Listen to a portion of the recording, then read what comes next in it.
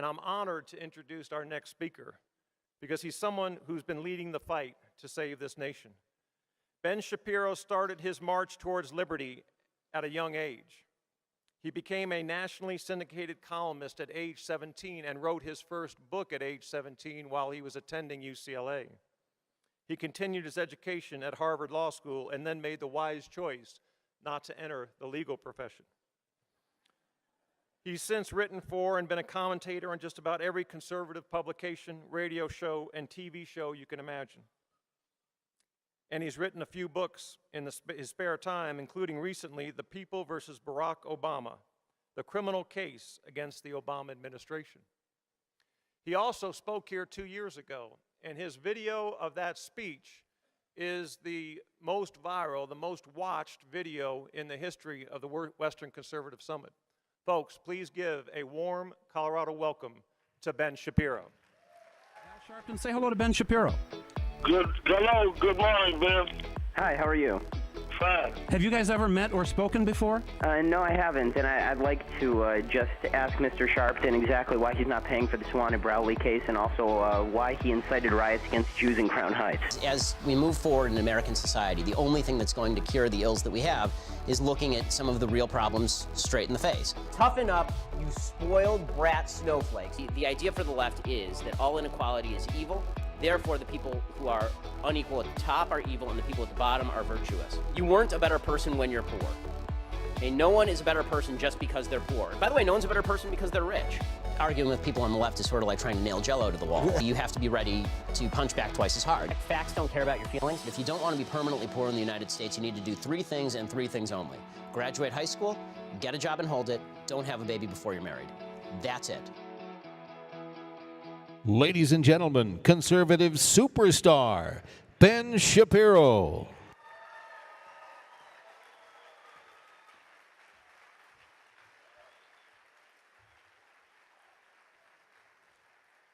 Well, thank you. Thank you so much for waiting until after Sabbath for me. That's why it's so late. I really appreciate it. What you didn't know is that by doing that, by waiting until like 9:30 at night, you're all Jewish now, so congratulations. Everyone hates you and win for the Hebrews. So tonight, I want to talk a little bit about the divisions splitting conservatives from one another. We are 4 months from a presidential election pitting the most corrupt, manipulative, self-obsessed Democrat in America against Hillary Clinton. I'm joking, but not really. This election pits 2 of the most unpopular people in the country against each other. Hillary Clinton, who is a lifelong corrupt criminal, a pathetically self-serving, ambitious, vile rapist defender, a congenital liar, a felon, who despises founding principles and traditional notions of decency, against Donald Trump, who's an arrogant, irreligious, anti-constitutional, ignorant, big government ad hoc panderer who gave Hillary money. Now,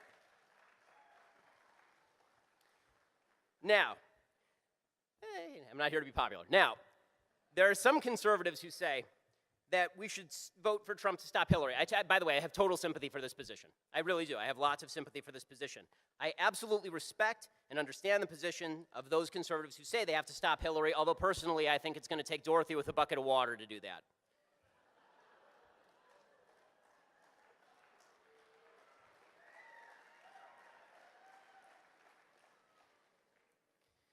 Hillary will certainly stack the Supreme Court with hardcore leftists who are going to gut First Amendment protections for speech and religion, and Second Amendment protections of gun rights, and Fourth Amendment protections against unreasonable search and seizure, and Fifth Amendment protections of due process rights, and 10th Amendment states' rights. She's going to continue President Obama's foreign policy of setting the world on fire, putting the fire out with battery acid, and then setting the world on fire again.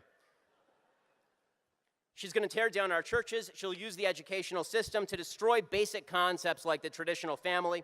She'll raise taxes. She'll craft new and ugly regulations. She'll open the borders, and she'll try to make sure that everyone who comes in illegally becomes a citizen. Overall, she will be the second worst president of all time after the current jackass who runs the place. So,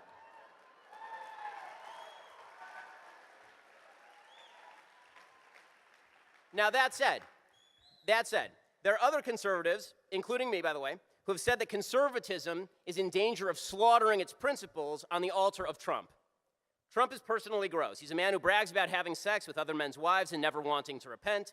He's got totalitarian instincts. He says protesters ought to be punched or carried out on stretchers. He wants to personally target people like Jeff Bezos because he owns the Washington Post and also owns Amazon.com. He plays footsie with bigotry. He goes easy on denouncing the KKK on national TV. He doesn't denounce his online anti-Semitic alt-right racists. He yells about Mexican judges and disabled journalists and POWs and women bleeding from their wherevers, and says that his political opponents' wives are ugly and that his political opponents' fathers tried to assassinate JFK. He stands against a strong foreign policy. He says he'd order our soldiers to target the families of jihadis in violation of both decency and law. He says the chief functions of the federal government include, and he said this, housing and health care. He flip-flops on abortion and guns and religious freedom and everything else. He says he'll refuse to take moral sides in the Israeli-Palestinian conflict. He embraces nonsense economics like protectionism and tariffs. He doesn't care about the Constitution at all because he's never read it, because he's written more books than he's read. He's ignorant. He revels in the ignorance. He was a Democrat until almost literally 5 minutes ago. He's a scam artist and a bully and a coward. Here's the problem, okay? Some conservatives are justifying all this garbage in order to boost him to victory. You can hold your nose and vote Trump. I get it. I might do the same thing. But do not justify perversions of your ideology, versions of your principles. Don't justify the perversion of your principles in order to justify your support for him. You want to hold your nose and vote Trump? Go ahead and do it. You want to destroy conservatism in order to do it? Please don't.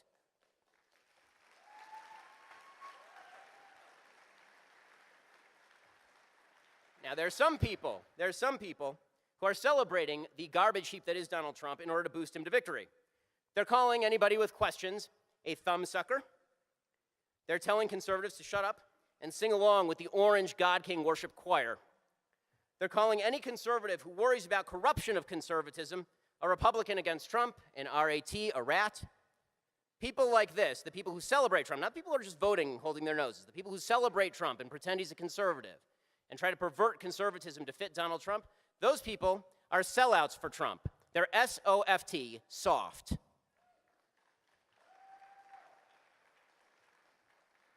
Those people, by the reason, are the way that this Never Trump movement even exists in the first place, because there's an idea that the people willing to sell out conservatism for victory are going to destroy both victory and conservatism. But here's a serious question for conservatives, because this is the question that I always get asked whenever I say this stuff. So I've just laid out a bunch of horrible decisions in a row, and it really is. I mean, there really isn't a fantastic decision here. I mean, it's hard not to be enthusiastic about an election going in. I know, I've lived through enough of them, not as many as some folks, but I mean, you want to be enthusiastic going into an election. So what do? I think the first thing that we need to do as conservatives, is recognize a basic truth. Conservatives have already lost this election. Okay, we now have a couple of bad choices in front of us, some really bad choices in front of us. One may be much worse than the other, by the way. But conservatism already lost. So here's the real question. How do we start over and build this thing up from the beginning? Because we hear from a lot of the speakers, and I think, of course, they're right, that the same thing, we lost, and we need to fight. So my goal tonight is to talk about how to actually rebuild a movement that's going to be able to combat all the evils that the left wants to pursue. So I'm going to get a little bit practical about it, because usually it's a little bit vague. So for me, building the conservative movement is a four-step process. So step one is pretty obvious from what I've said already. We have to know our own values. One of the great lies of all time, the lie that's promulgated by the left, is the idea that diversity is our strength. Diversity of life experience, diversity of knowledge, that's great. Diversity of values is our weakness. We have to join together under the banner of the values that we share. Sociologist Robert Putnam, he's a leftist, and he believed strongly in the notion that diversity is our strength. And then he did the research, and he found, quote, the only two things that go up as the diversity of your census tract goes up are protest marches and television watching. But there was one thing that brought people of all types together, all races, all creeds, all religions. What brought everybody together was common values. So he visited an ethnically diverse religious community, and here's what he said. He said some other shared identity trumped their ethnicity. They weren't thinking of themselves sitting there as I'm black, or I'm white, or I'm pink or yellow. They were thinking about their relationship with, in that case, with God. Here's what our common value is. Defense of Western civilization. Hey, we're a band of brothers, we are. And that band of brothers is not separated by race or ethnicity, and it's not separated by racialism or tribalism. America isn't one nation for blacks, and it's not one nation for whites. Barack Obama said the same stuff, but he certainly didn't mean it. Right? It's a nation that we hold together in common, and it's a nation that's built on values. And if we really want to make America great again, if we really do, that doesn't happen unless you know what made America great in the first place. It doesn't happen by handing over power to any one figure who you think is going to win for you. It happens by understanding what did make America great in the first place. And that's very simple. Individual liberty guaranteed by a limited government that draws its legitimacy from a moral and religious people.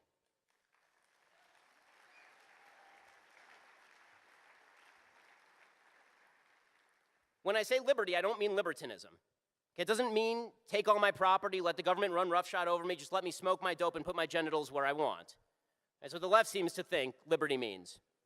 Liberty means the notion you have rights that were given to you by nature and nature's creator, and nobody has the right to bother you so long as you're not bothering anybody else. That's what liberty means.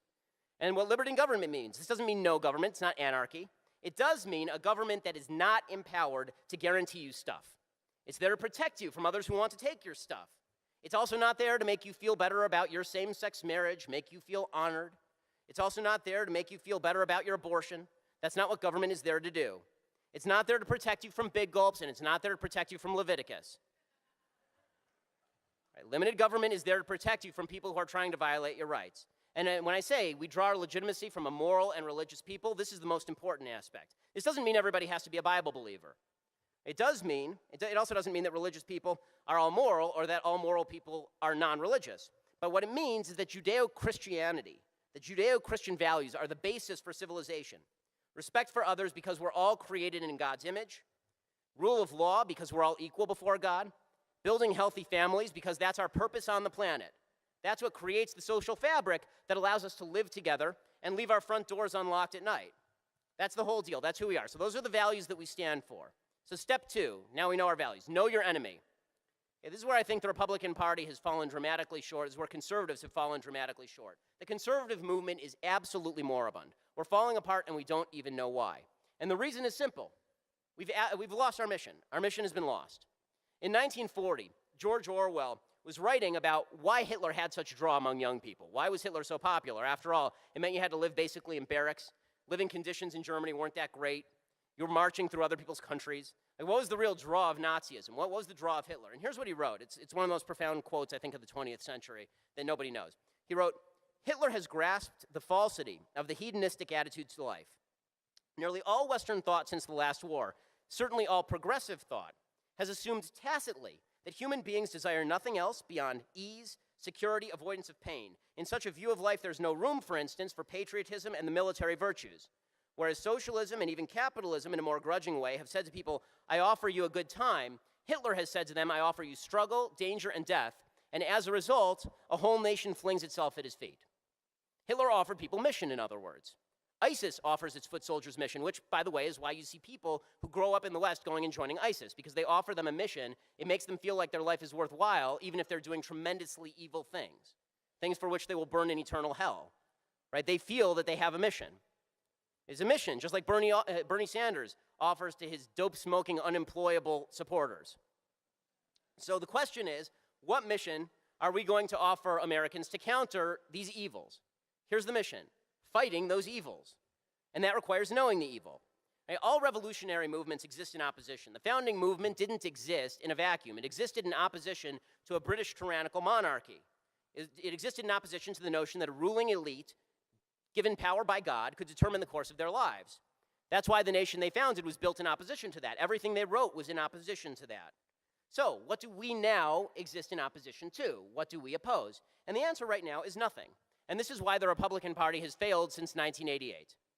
In 1988, we lost our way. And the reason is because for literally decades, the opposition was the Soviets. Right? We made the argument that the worst people in the world and the people we had to fight were the Soviet communists. And so republicanism existed in opposition to that. That's what defined the 3 legs of the Republican stool. Social conservatism to keep our families strong and keep our economy growing. Fiscal conservatism to make sure we could outcompete the Soviets. Foreign policy hawkishness to check Soviet ambition. Then the Soviet Union falls, right? And the Republican Party lost its enemy, which is when Democrats start to win. Why did Democrats start to win at that point? Because Democrats have always known their enemy, the people in this room. The Democrats have always thought that we were their enemy, not the Soviets. They've always hated us more than they hated ISIS. Hillary Clinton was asked on a debate stage, who are your enemies? She said Republicans. She was right. That's exactly right. Her face opened and soul-sucking sounds of her voice came out, and she said the truth. So right now, the Republicans say, vote for us and we will fight ISIS, or we'll fight Europeanism, or we'll fight something. Right? Well, we don't know what it is. We'll fight something. We'll fight the establishment, which is a meaningless term. Okay, when Ted Cruz ends up in the establishment, the term means nothing. Okay, but the fact is that we say we're going to fight all sorts of things, but we're not really clear on what this is. The left has always been clear the right is the enemy. So whenever people tend to vote, people tend to support the people whose enemies they also want to fight. So yes, of course, ISIS is our enemy, but here's the truth. The left is more dangerous than ISIS. The reason the left is more dangerous than ISIS is because ISIS can't succeed without their appeasement and help. Right? ISIS, President Obama was wrong when he labeled them the JV team because he promptly made them the non-JV team. Right? The fact is that the left is behind the rise of ISIS. Right? It doesn't matter. They can't destroy us without the left helping them along. They can't. They can't without the left pretending radical Islam doesn't exist, or releasing transcripts of jihadist phone calls with the religion and Allah omitted. Right? They can't destroy us without Obama removing troops from Iraq and slashing the military, or Hillary Clinton declaring war in Libya and then leaving Americans to die in Benghazi because she's a vicious pile of nastiness piled 5'7" high. Right? The fact is that the left, if you're not fighting the left, you're doing it wrong. So if we say that ISIS is our worst enemy, that's not true. Leftism is our worst enemy because they're the ones who are going to allow ISIS to win. The left wants to destroy our families. Marx said it openly. The family is the basis of a free civilization, because I care more about my child than I care about your child. And presumably you feel the same way. You don't know my kid's name. The left wants to get rid of the family by telling mothers they don't need fathers, by telling mothers it's virtuous to kill their own babies, right? By telling everybody the government can raise their children better than they can. The left wants to destroy our churches because they want to play God, and God keeps getting in the way of their agenda. The left wants to divide each other based on race, so they can destroy our unity in the name of diversity and pit us against each other. And then tell us, as Obama did, that government is the only thing we hold in common. That was an actual slogan at the 2012 DNC. These are our enemies, and we have to fight them. That's our mission in life. Which takes us to the practical, step 3. So how do we go about fighting them? Okay, one reason that Donald Trump won the primaries, and maybe the one thing I like about Donald Trump, is because of one phrase, basically. He fights. Right? People feel like he fights, which is true. Now, lots of people made fun of this he fights routine with Trump. I made fun of it too because I think that Trump fights for his own priorities, not for the Constitution or the Declaration or conservatism, and that he runs from conflict on issues that really matter because he's trying to be popular. But there was the impression that he fights. And he does, he fights. Right? It may not be always the right people. As I've said from the very beginning, Donald Trump is a hammer in search of a nail. Sometimes when he hits a nail flush, it's really satisfying. Sometimes he hits a puppy, and you don't know which it's going to be. But here's the thing, conservatives want to fight, they just don't know how, which is why they picked the guy who wields the hammer that often hits puppies. Every 4 years, conservatives wake up to the fact that a presidential election is coming. They think to themselves, who's going to be the savior? Who's going to save us? Who's going to ride in on the white horse and clock somebody? Right? We have jobs, we have families, we have lives, we have things to do. We don't do the movement thing for 4 years. We show up once every 4 years, and then we pick the guy we think fights the hardest, and then he either wins or loses, and we go back to our families, and then we sort of ignore what's going on. We act like we're going to remain prosperous and free just because we're here, as though if the left implements Venezuela's policies, we'll still be okay because, hey, we're America. Well, we're not going to stay America without a fight, and enthusiasm is not going to cut it. Certainly not enthusiasm every 4 years. When George Washington took over the Continental Army, he said, "The course of human affairs forbids an expectation that troops formed under such circumstances should at once possess the order, regularity, and discipline of veterans, but whatever deficiencies there may be will, I doubt not, soon be made up by activity and zeal of the officers and docility and obedience of the men." Anybody who reads the history of the Revolutionary War knows that George Washington never ended up making those statements true. Right? The rest of the war he complains about how nobody knows what they're doing. Right? So zeal and enthusiasm aren't going to make up for it. So that means we have to know the tactics of our enemies. So here's where it gets fun. Saul Alinsky laid out all the tactics of our enemies.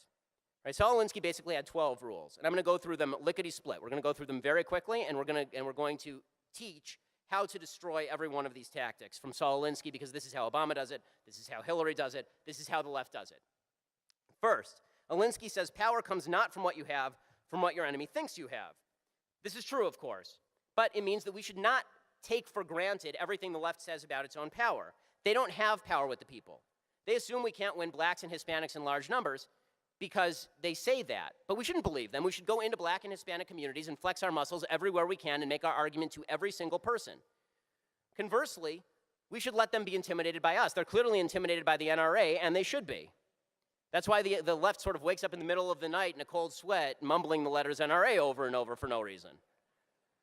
Right? The fact is that our impression of power is just as important as the power we hold. So we're constantly lamenting we don't have power. We should give the impression of power. Okay, second, Alinsky says never go outside the expertise of your people. So notice, the left only argues on grounds where they feel safe. This is why they always call you a racist, sexist, bigot, homophobe. They don't know anything else. Right? It's all character attacks all the time. If you knock them off their pedestal, they don't know what to do. So just to take an example, last Sunday I was speaking at another event, and I was debating Sally Cohn from CNN. You may remember her as one of the ladies who did the hands up, don't shoot routine in the aftermath of Ferguson, which was based on a lie. And her expertise is basically calling people a racist. It's what she's great at. And she is, she's great. She pronounces the word racist beautifully. So she was saying that the criminal justice system is racist and terrible. And I said, no, it's not. And she said, well, then, but there's such a disproportionate number of black people in prison. First she called me a racist, and I said, no, your president's a racist. But after that, she said the criminal justice system is racist. I said, no, it's not. And I said, let me ask you a question. She said, okay. I said, how many men are in prison as a percentage of the population? And she said, I don't know. I said, 92% of the people in prison are men. Why are they in prison? Is it because the system is sexist? And she said, no, it's because they commit all the crimes. And I said, right.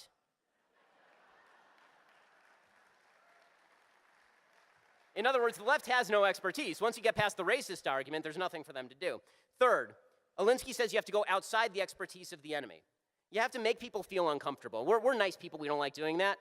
Learn to love it. It's fun. Make folks on the left feel uncomfortable. The left likes to use non sequiturs or coin new terms. The best way to avoid this is simply to tell them that they're speaking nonsense and drag them back to the issues. This is why if they say microaggressions, then you just say, I don't know what you're talking about. That sounds very stupid. Let's talk about words that have meanings in the language I'm speaking English. Right? The fourth Alinsky rule is you have to make the enemy live up to its own book of rules. So this is where it matters to have an ideologically coherent movement, actually. So let's take as an example tax arguments. So the right says two things that conflict with one another. First, debt matters. Second, we want to lower taxes. So what the left does is they say, well, if you really cared about the debt, you wouldn't lower taxes, right? It creates more of a gap. So what we really should be saying is, no, you don't understand. We want tax revenue to go down so we can slash the spending. Right? We shouldn't be making the argument, the Laffer curve argument. It's actually not it's a true argument, but it's not a valuable argument. The Laffer curve argument, if you lower tax rates, there are more government revenues. Last I checked, I don't want more government revenues. I want fewer government revenues. They're doing too much crap with my money already. Fifth point that Alinsky makes, ridicule is humankind's most important weapon. If you can ridicule people into the ground, you can finish them off, right? The left loves to ridicule the right. This is why they worship at the altar of Jon Stewart. He makes us look dumb. So we have three choices. We can either take the hit and grin, we can school-marm them, or which always fails. I mean, look what Jeb Bush tried to do to Donald Trump, school-marming him on the stage. Oh, Donald, it's just so terrible what you're saying, and then Trump would put him through a wall, and everybody would laugh, right? Or we can mock the left mercilessly right to their faces. So when Jon Stewart mocks Republicans, they should tell him that he's a failed actor who has to rely on a live audience of chimpanzees in order to make him look funny, and that his movie sucked to boot, which is why nobody watched it. The reason that Trump won is because, in part, he's a very funny guy. He actually is. Most of that's intentional. Some of it's not, but he's very funny. And nobody knew how to stop funny, because it's very hard to stop funny. Sixth point, do stuff that your people enjoy. So, for instance, Democrats to fight gun control, they don't just go and try and pass bills or lobby their Congress people. They sit down like small children having a potty break in the middle of the Congress. Why? Because that's what they like to do. They like sitting there being paid to do nothing, so they go and they sit there and they're paid to do nothing and scream like children. Right? There's stuff conservatives like to do too. So there's stuff that we say we like, and then there's stuff we actually like. So the stuff that we say we like is going out to the middle of parks and putting on funny wigs and tri-corner hats. That's the stuff that we say that we like. But we don't actually like to do that because it's really hot outside and those things are really itchy.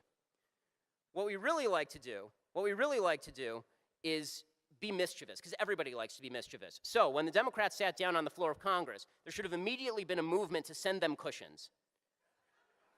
Right? We should have sent thousands and thousands of cushions to the Capitol building and said to them, look, sit there forever. Never leave. You're not doing anything right now, and it's great. I want you to sit there, and I want you to be like the supremely obese guy from the Daily Mail who grows into his couch. Just sit there and grow into the floor of Congress. Seventh Alinsky tactic.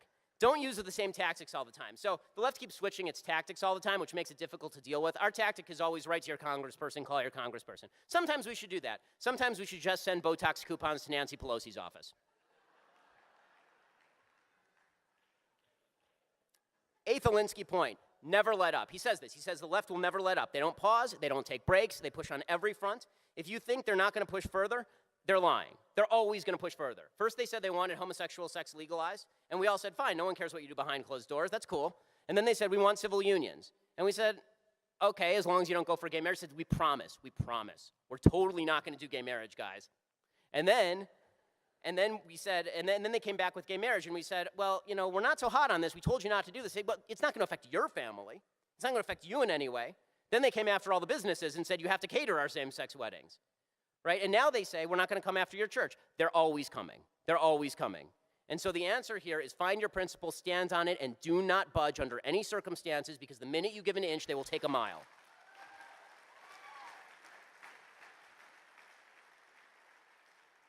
Okay, ninth point that Alinsky makes. He says the threat is usually more terrifying than the thing itself. So the left likes to threaten us with riots and with scorn, and they think it's supposed to make us feel bad. Thankfully, I have no capacity for shame, so it doesn't make a difference for me. As an example of this, I don't know how many of you watch CNN headline news. Show of hands real quick. Right, the answer is 0, which is their ratings. So I was on CNN headline news with Dr. Drew, and he asked me to come on to do the Caitlyn Jenner. They were talking about Caitlyn Jenner getting a heroism award from ESPN, right, for Caitlyn Jenner's great heroism in the battle at Normandy. And Caitlyn Jenner... So they bring me in, and the producer, he says to me, you know, we want you to say everything that's on your mind. I said, do you really? And they said, yeah, we'd love that. Our ratings are terrible. I said, right, I know. And they said, well, he says, I'm a producer for Jerry Springer. At this point, I should have known things were going to go wrong. But they bring me in, and it's a panel of me, and I think it was 1, 2, 3, 4. I think it was 6 other people on the panel. So it's me against 6 people on the left, which makes it almost fair for them. So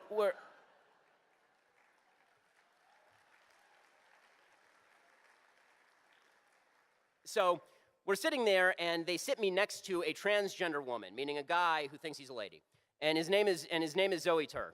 And so they go through this whole rigmarole at the very beginning of the debate, and they're talking about transgenderism. Does Caitlyn Jenner deserve a Medal of Honor, or conversely, does Caitlyn Jenner deserve actual sainthood direct from the Pope? Right? This was the conversation. And then they came to me, and I said, well, I don't see why Caitlyn Jenner deserves anything. Like, what did Caitlyn Jenner do? It's a dude with hormone treatments and some surgeries who has mental illness. And the transgender guy sitting next to me, to make a long story short, he turns to me and he says, you don't know anything about science, little boy. I said, well, I know something about genetics, and every cell in Caitlyn Jenner's body has a Y chromosome, except, ironically, some of his sperm cells. And so this guy turns to me, and he keeps pushing me, and finally I say, well, let me ask you, what are your genetics, sir? And it was the sir that set him off. He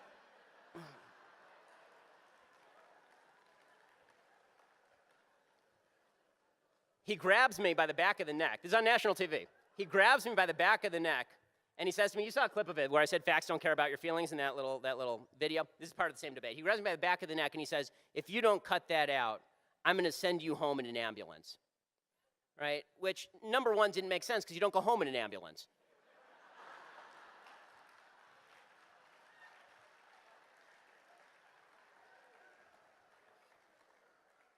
But what was amazing is the left turns to me afterward, and they all say, how could you have offended Zoe that way? How could you have offended Zoe that way? And here's the thing. I didn't care, so it didn't matter to me, and that's the point. The left thinks it can intimidate you into doing whatever it wants just by saying things, and it's not true. It's not true.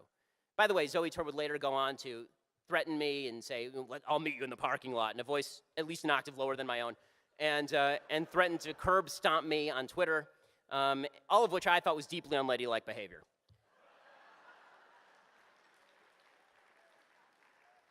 So, 10th Alinsky point, if you push a negative hard enough, it becomes a positive. The idea here is that if they're just gross enough and just horrible and offensive enough to elicit a response, they become the heroes. This is what Obama's done. He sort of trolled us all into insanity. Right now he says anything and we react because we know what he's really saying, but he acts like he's not saying that, and so we look crazy. So we should highlight what they're doing but not overreact to it. So that takes a little bit of holding yourself back You know, just because Obama is horrible on radical Islam does not mean he's a Muslim. He's an atheist who's a leftist. Hillary Clinton believes the same things that he does. He just happens to be horrible all the way around. Well, so is she, so I guess they have that in common too. Okay, 11th point. Have an alternative available. So the left always has a backup plan, but their backup plan is just a step toward their future plan. That's what Obamacare was, right? There was a backup plan, and the backup plan was Obamacare. The original plan was fully nationalized health care. Understand this is their plan, right? Compromise from the left is not a compromise. It's a first step toward their final goal. Don't give them the compromise. Don't do it. And then finally, the 12th Alinsky tactic is the one that we all know, right? Pick the target, freeze it, personalize it, polarize it, right? This is the famous one from Alinsky. Find somebody you don't like, and then hit them and make them the bad guy. The left's job is to make individuals into villains they can attack. Don't let them. If somebody's a villain, you shouldn't associate with them anyway. You shouldn't defend villains. But if they're not, for goodness sake, don't run from people just because the left is attacking them. Defend the people who deserve defense. And by the way, the real villains are the lefties. So use this tactic against them because they deserve it. Okay, so that's step 3, is to know your enemy and their tactics. Final step, don't get fat and happy. Our army has to stay lean. That means that we can't sacrifice the nature of the army for temporary victory or we'll hollow out the movement. Okay, we've been doing this for years. Compromise is fine, it is, so long as you remember where you left your principles. But if you left them somewhere and you don't remember where you left them, you're never going to find them again. And you'll end up with no victory and no principles. So we have to stay lean and stay sharp, and we have to be aware that when someone doesn't hold your principles and hold their feet to the fire, then nothing gets done. It's always easier to get in line, to go along, to say your army is the better of two evils, and it's true. It's always going to be true. We're always going to be the better of two evils. But that's not what builds movements. If you allow the army to lose its values, if you forget what you're fighting for in the first place, if you forget who your enemies are, then you forget how to fight, and you become a spent force. No conservative movement can put up a series of candidates who blew up the budget, created campaign finance reform, originated Obamacare, and gave money to Hillary Clinton all in a row and not hollow out the movement. You can't do that. Trump may feel like victory in the same way that napalm does. It's got the scent, but the actual substance might burn a little bit. Let me wrap up with this basic idea. How you vote in this election cycle is up to you. I get it. I understand. I may vote the same way you do in the end. Okay, how I vote is my business. But please, for the love of all that's holy, let's think about building a movement beyond this election cycle. Think about building something once we're past November. I'm 32. I'm 32 years old. Okay, I have a 2-year-old. I've been busy in the last couple of years since I was last here. I have a 2-year-old and I have a 2-month-old. Those generations are only going to be protected if we revivify our movement, if we come together around those values, and if we learn who our enemies are, and if we fight them every single step of the way, never giving an inch, and if we never stop fighting. We can't get tired. If we do, they win. We can't let them have a few victories. They exploit every single victory and then push on to the next victory. The left is a ceaseless, heedless monstrosity. It's our job to hold that wall. Here's the thing, though. I think true conservatives know that. You know, Ronald Reagan always said this. He always said freedom is never more than one generation away from extinction. And that's exactly right. But to avoid extinction, we have to grow, we have to evolve, we have to get stronger, we have to get tougher. We have to rededicate ourselves to the principle, we have to rededicate ourselves to the fight. And that's hard work. And that's our mission. We're an empire of liberty. We're a nation conceived in freedom. Our mission is to carry that freedom forward in the face of all odds, and that mission doesn't change. That mission is eternal. And that mission calls to us from the end of history. It's God's mission. It's the founder's mission. It's a mission that has to be fulfilled at all costs. The mission calls us forward. It urges us forward. The heroes of days past, Washington and Adams and Jefferson and Lincoln and Reagan, our fathers, our mothers, our ancestors, who fought to bring us to these shores and then make these shores free and give their kids a chance, they're cheering us on. They are. They are. I believe in an afterlife, and they're cheering us on, begging us to stumble forward because nobody else is going to carry the torch. The left's going to try to rip that torch away. They're going to try and drown it in the mud of political correctness, of collectivism, of government tyranny, and it's up to us. So let's take up the torch, passed down to us over 2,000 generations. Let's take it up with joy in our heart and strength in our grip and a warning in our eyes. Do not, for the love of God, cross us. We're the guardians of limited government and individual liberty. We're the guardians of Judeo-Christian Western civilization. There's no one else left. We're the last line of defense. We stand together, and we must never, ever, and we will not ever, ever stop fighting. Thanks so much.